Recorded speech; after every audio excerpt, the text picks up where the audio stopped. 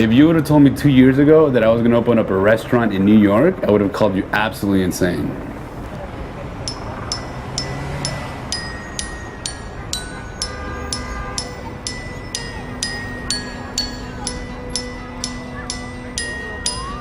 Felipe loves to cook and I love to write.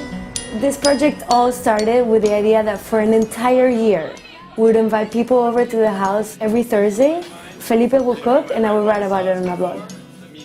So we realized that we had run out of friends to invite, and we had to invite strangers every Thursday to our house. We went on Twitter, and we found out the marvels of Twitter and how many people are there, the foodie network, the people that just really want to explore New York's food community.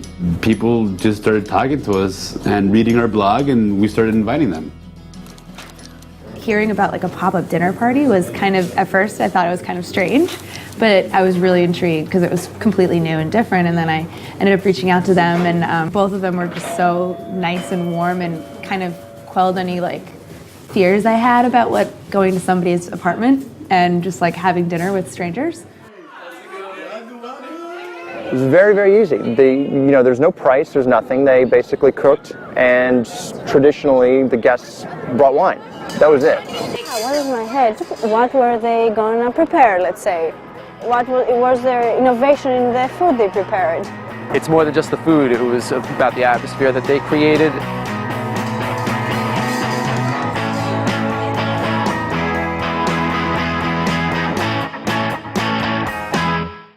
So a couple of months went by and we were gaining a lot of momentum. People were writing us emails that they wanted to join the dinner. Blogs were picking up on what we were doing, and it felt like, we were up to something good and something big. So we get a knock on the door, and literally somebody from the Department of Health was here to serve us with a letter telling us that we could no longer serve dinners to the general public, and the dinners at our house had to cease immediately. Well, they threw on their saddles and rode toward the open road.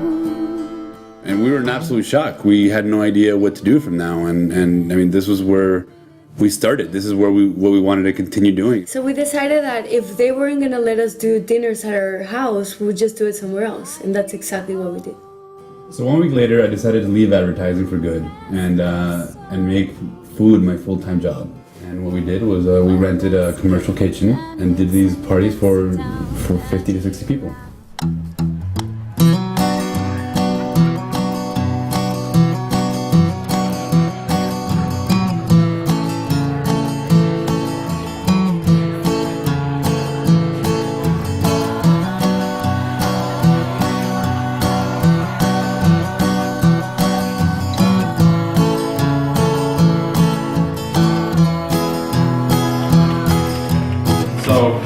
First dish, it's hibiscus flour, queso fresco, and beet spring roll in a wine and fig sauce.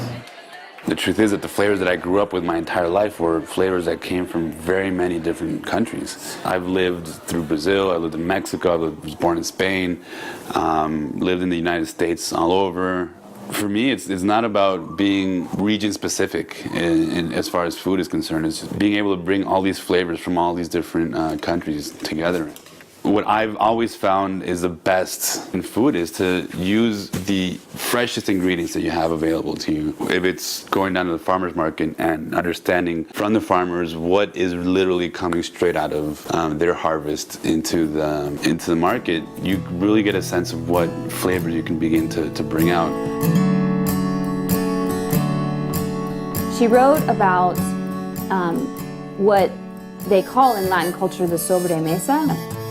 And it is this magic hour at night when you're at a dinner party and you might know people very well, you might not, but you're sharing a meal with them and you're sharing stories with them and you've shared a certain bit of wine with them so the stories get better. And there's this moment where people just open up, the guard's down and they tell the truth and they tell their story. And it's a moment that never happens for whatever reason in any other situation.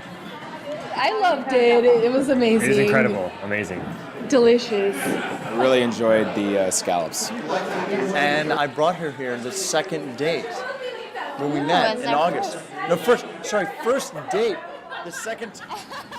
Like a lot of people talk about just doing it, right? Like just go out and do it. Like if you love writing, just go out and write. If you love, and I think just doing something isn't the hard part. I think the hard part is to keep doing it. I promise to interrupt you one more time, and this is the last time I'll do it. Again, thank you all very much for coming. But we wanted to definitely announce a very, very special project for me, for Tamy. A passion project more than anything is taking what we're doing right now with Worth Kitchen, and we're going to bring it into a restaurant format. And we're going to open up this place. It's called Comodo, which is comfortable in Spanish. And we're really hoping to make it a phenomenal place. It's going to be a small, quaint little place that you feel as if you're coming to your own house and being able to sit and drink for hours on end and eat all the food that you want. And hopefully everything is fantastic.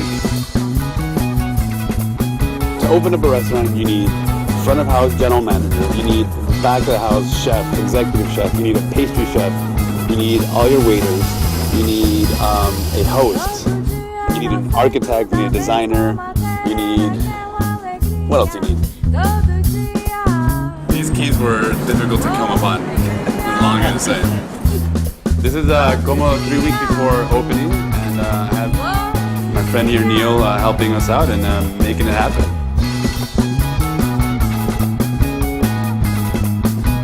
Concrete's gonna hold, it's gonna be able to be still, and it's gonna not crack.